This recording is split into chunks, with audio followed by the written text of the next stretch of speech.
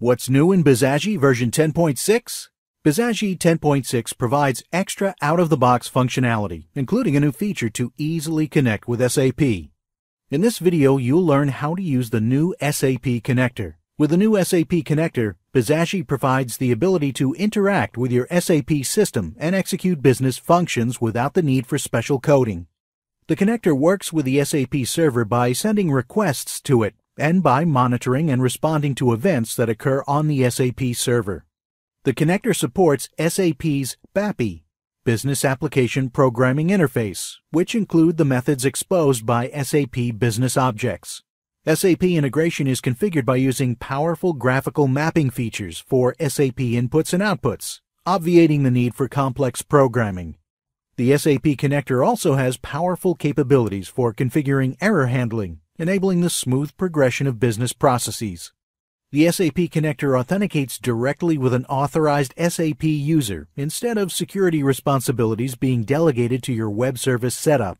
Consider the flight booking process of a company in which the requester needs to specify origin, destination, and date ranges. Using this information, Bizagi can fetch those available flights directly from SAP. At the end of the process, if the request is approved, Bizagi will book the flight, creating a new record in SAP. If we go to the Work portal and create a new case for the flight booking process, we will see the form associated with the first activity. Once the requester completes the information and clicks on the Find Flights button, the table will be updated with all available flights, at which point the requester can select one and enter the passenger's name to book that flight.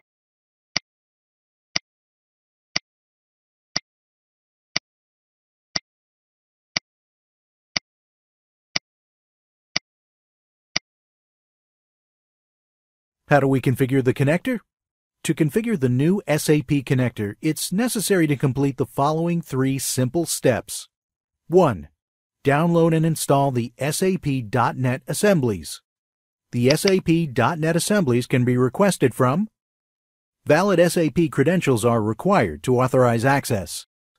It's necessary to download the sapnco.dll and sapnco_utils.dll version 3.0 for both 32-bit and 64-bit systems. Once you have the assemblies, make sure you copy them into the following paths.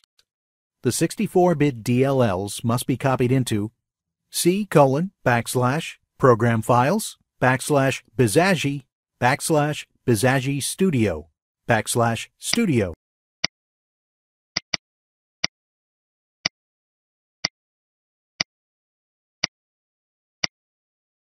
And C:\Bizagi /projects /your project /web application.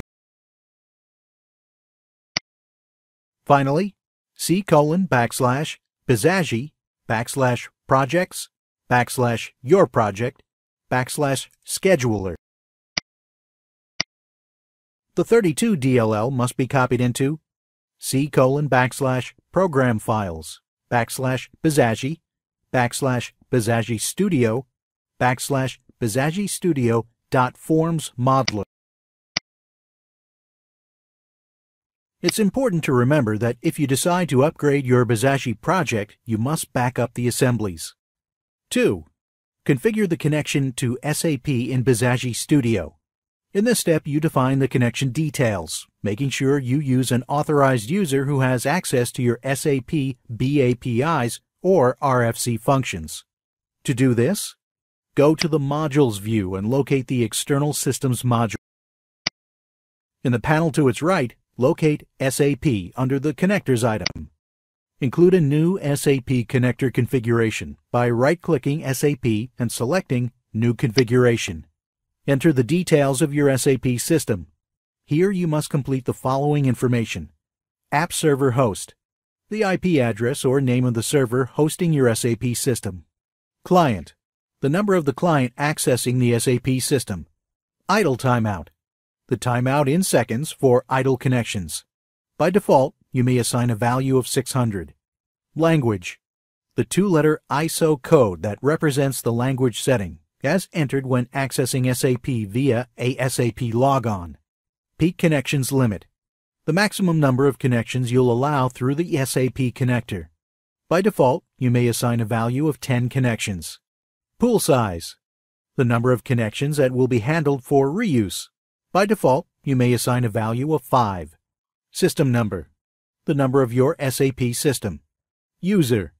An authorized SAP user to access and invoke BAPIs or RFCs. The SAP user configured here will be used as the service account for this connector. User password. The password for the authorized SAP user. When done, click OK. Note that you have the option to include different configuration parameters for each of your project environments.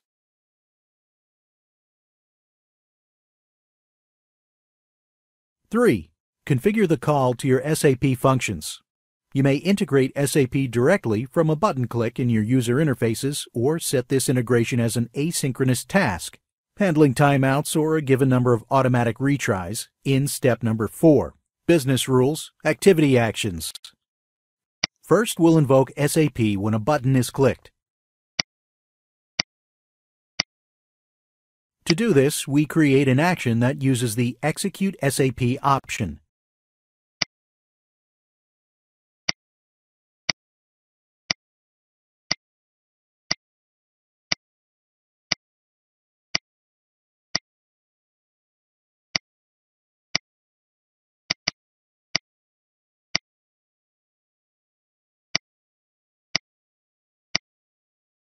Select the required SAP configuration. This means choosing the configuration of the connection for SAP, as initially done in the External Systems module. By default, the predefined SAP configuration is selected. This option will come in handy in the event you have multiple SAP systems to connect to. Note that you may create a new configuration using the New shortcut button. Select the Function module. Use the search box to filter and search for the function module you wish to invoke in SAP. Recall that any RFC or BAPI wrapper will be listed. Be sure you've properly configured the connection with a user with the required rights.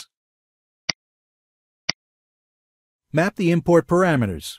Use the graphical mapping feature to map inputs for your SAP function module. In the left pane, you'll see the data model of Bizagi, and in the right pane, the SAP BAPI. Map the export parameters. Use graphical mapping to map the output of your SAP function module into Bizagi. Remember that in this BAPI, the objective is to execute a query for the available flights.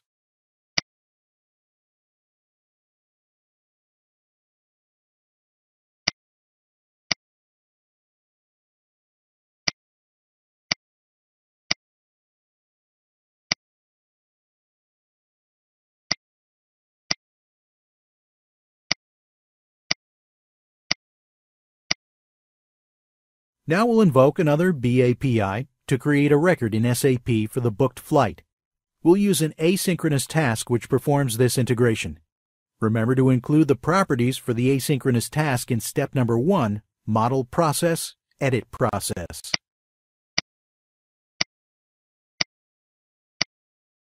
Now we can go through the process wizard to step number 4, Business Rules, Activity Actions. Select Book Flight in the SAP activity and include a new SAP invocation.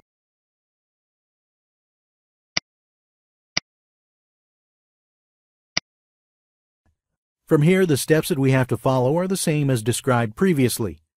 Select the SAP configuration. Select the SAP function. For our example, we'll search for BAPI _ FL booking _ create from data. Map the import parameters.